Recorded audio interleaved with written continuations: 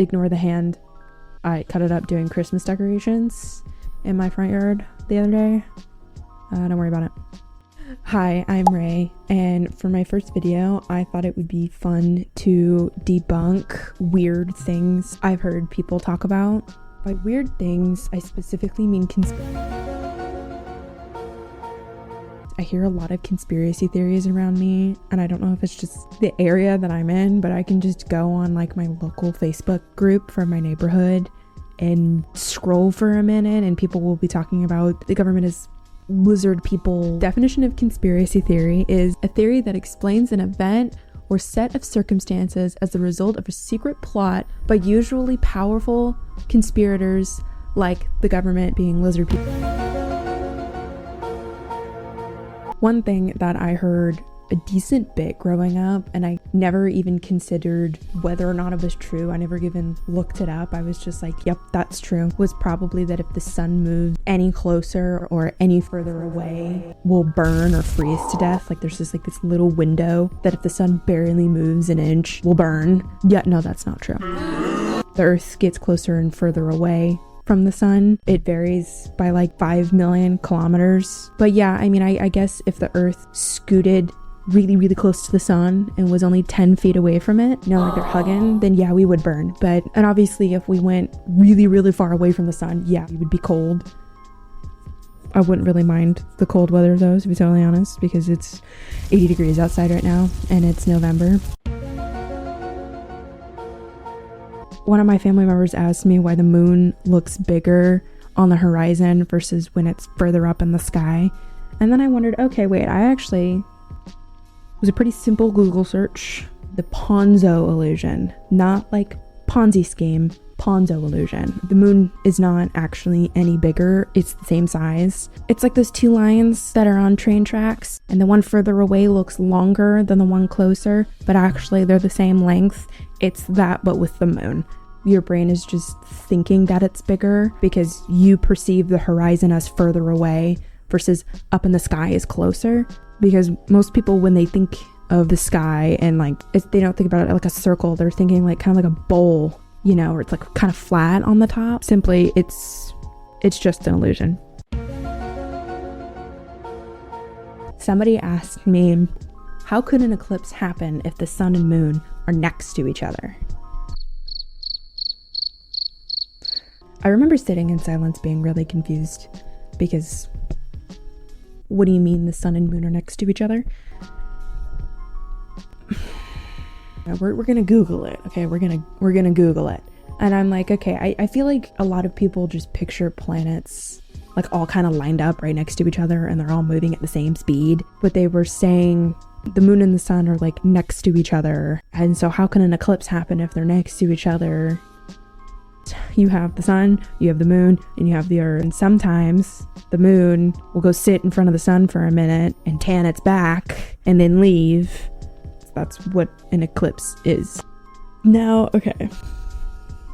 I hear a lot about like flat earthers, and it's so strange because I don't understand how this can be such a common thing when you can just easily Google a question that you have and you can get a very clear answer from somebody that actually knows what they're talking about. I got asked how you can see a building further than the human eye can see. How this works. Somebody that's 6 foot can see 3.4 miles away. Depends on your height. But you go up in a really tall building, you know, if you go 800 foot up in the air, you can see way further than the 3 miles you saw when you were standing on the ground. Same thing works for buildings. Buildings get really tall, you can see them from really far away. There are other things that can be at play for how far you can see, like temperature or air quality. Basically, that's how you can see a building further than the horizon because the building is really tall.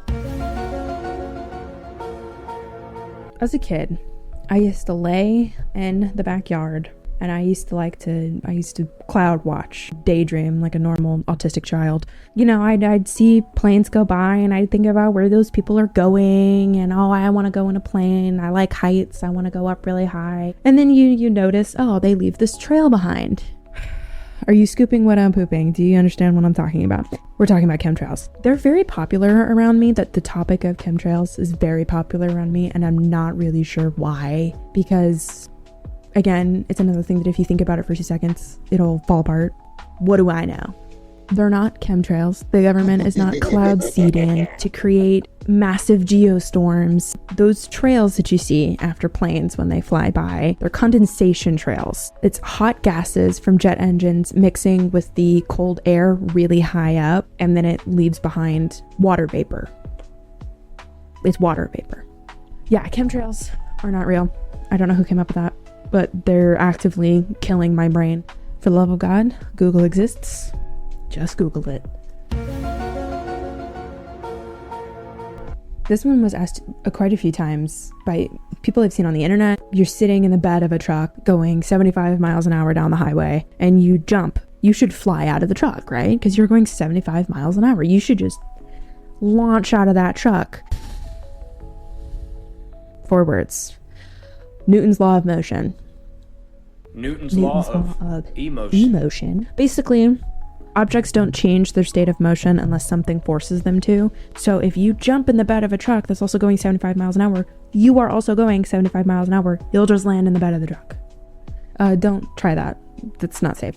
So if the truck is slowing down, you'll go forward. If the truck is speeding up, you'll go backwards. But if the truck maintains speeds, they got their cruise control on, you'll stay in the truck. Would I recommend you do that? No.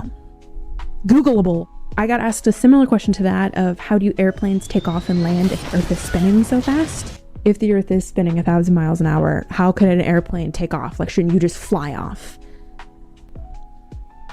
There's this absolutely amazing groundbreaking thing called gravity.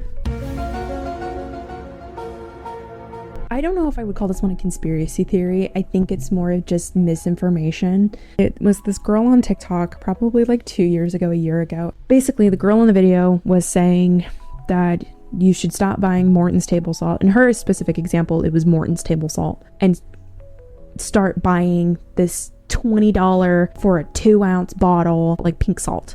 I remember thinking, okay, do you have anything to back that up? You can't just say, hey, stop buying this easily accessible thing.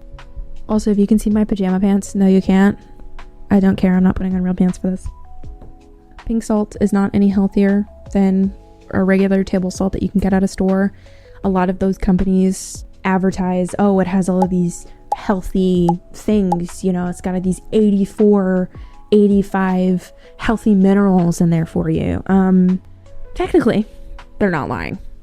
Your basic table salt is 99.99% sodium chloride salt. If you didn't know that, that's salt.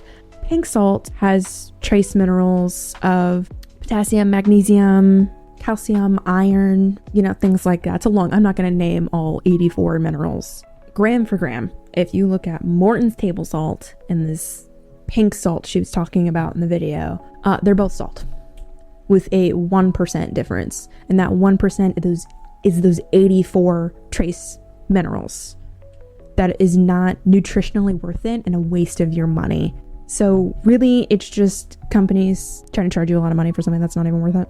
In the video, she said that if you injected Morton's table salt into your veins, you would die. Yeah, if you inject Morton's table salt into your veins, you will die. Yeah, if you inject most things into your body, you will die. I saved the best one for last because I do hear this one quite a bit, especially on Instagram, that the pyramids of Giza were built by aliens or for aliens. Let me preface this. I'm not an archaeologist. Honestly, I'm more of a science girl than I am archaeology.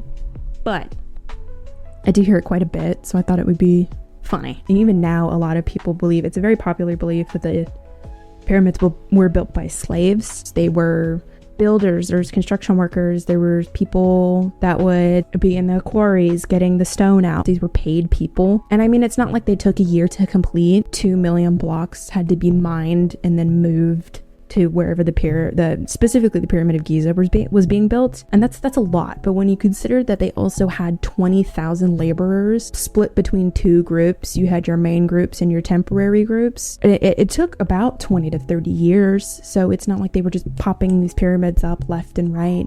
And then it's, you know, I hear people say, oh, why don't we build pyramids now? Why would we need to build pyramids? I'm sure that we could, but what would be the point?